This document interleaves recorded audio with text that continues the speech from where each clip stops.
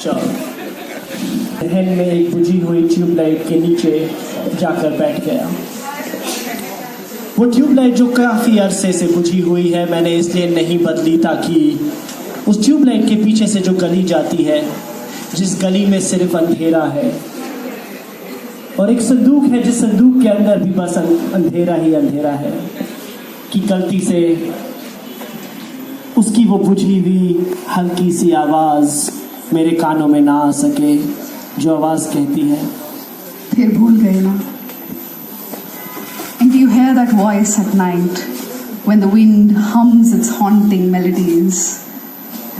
If you strain yourself, hear closely enough, press your ears to the floor of your house and peel away the many layers of sounds that are stuffed into your day.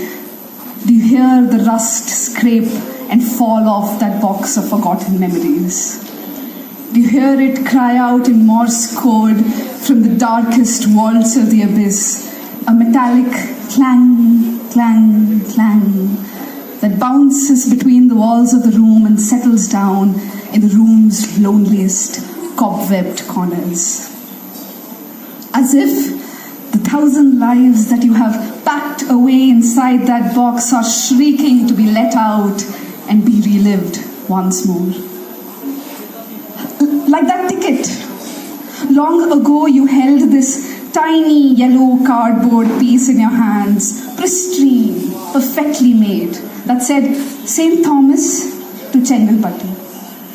A 2-hour long journey in a local train on a sultry summer South Indian morning to meet him.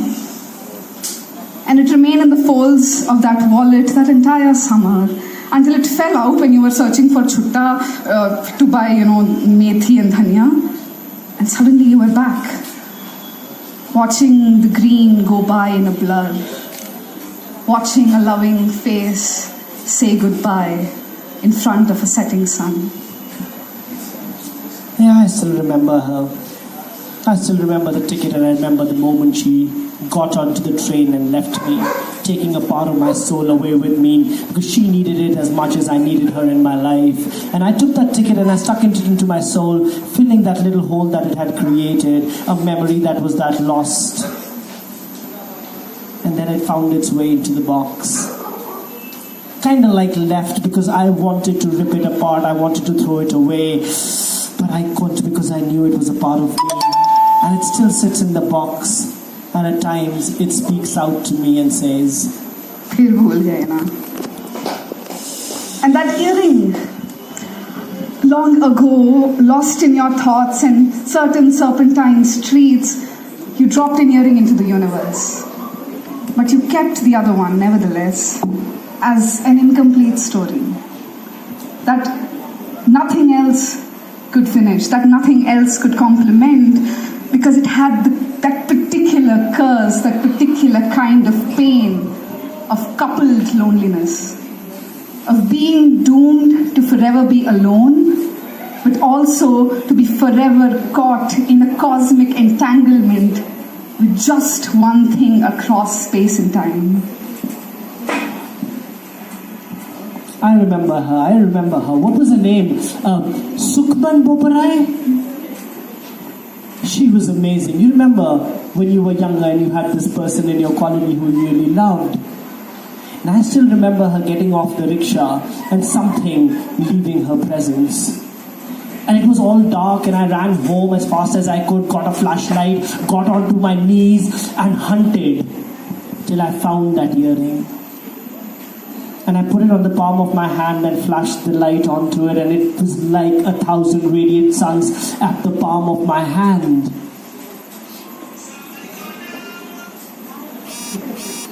And then it happened. I believe that she had dropped it so that I could remember her for the rest of my life, because she would hold on to her piece and I would hold on to mine, and it would be a permanent memory that would keep us together. And it went from my hand to this little rack in my cupboard, into this little cubby hole that I had, into the shoebox, into the box, and eventually into that casket that sits at the corner of that dark alley, where it gently sees Phir Bhool Gaye na. And then so many things that you locked away so long ago, that your first ink pen with its nib still broken. I know, the one which I used to write the exam and I failed, and the teacher took that cane that was oiled and went whoop. And that starfish dead that you brought from the beach because you wanted to bring the ocean into your room to smell it and to feel the water around your feet. Yes, exactly the same one that after a week turned all pasty and white and the flesh started rotting. And that shade of blue, that particular winter blue of the sky, distilled onto a sepia photograph. Oh, that one is special, you know. That's the only photo I have with the 11-hour girl.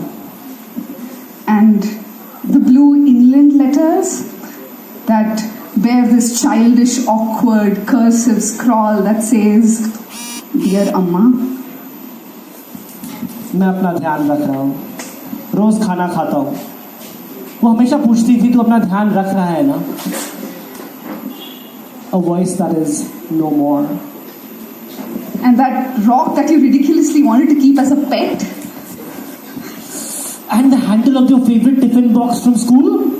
And that hibiscus that you pressed flat into that encyclopedia of dinosaurs. Oh yes, that one. And the broken chudi that my best friend, who I haven't seen for 15 years, that broke off her wrist just before she got into the aircraft. So many lives just locked away long ago.